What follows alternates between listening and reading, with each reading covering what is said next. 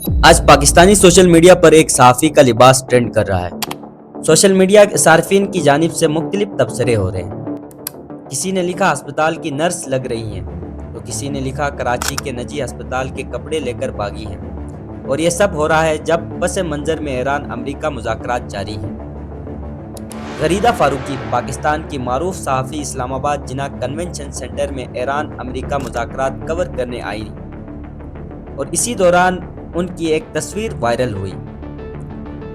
ساتھ میں ایرانی خاتون صحافی مکمل چادر میں، بس یہی کافی تھا۔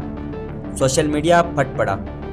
لوگوں کا اعتراض صرف لباس پر نہیں، اعتراض موقع پر تھا۔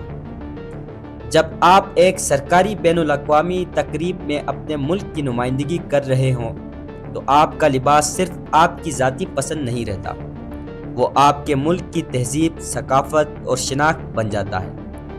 دنیا بھر میں یہی ہوتا ہے۔ ایرانی صحافی نے یہی کیا، اپنی ثقافت کی مکمل عکاسی کی۔ پاکستانی میڈیا اداروں کا بھی فرض ہے کہ وہ اپنے نمائندوں کو کلیئر ڈریس گائیڈ لائنز دیں۔ خاص طور پر قومی اور بین الاقوامی کوریج میں یہ تنقید غلط نہیں۔ لیکن ایک سوال، کیا ہم نے آج ایران امریکہ مذاکرات پر اتنی ہی بات کی؟ ابنائے حرمز پر کنٹرول کا مستقبل پاکستان کا کردار نہیں۔ ہم نے لباس پر بات کی، لباس کے میمز بنائے، لباس پر ہنسے۔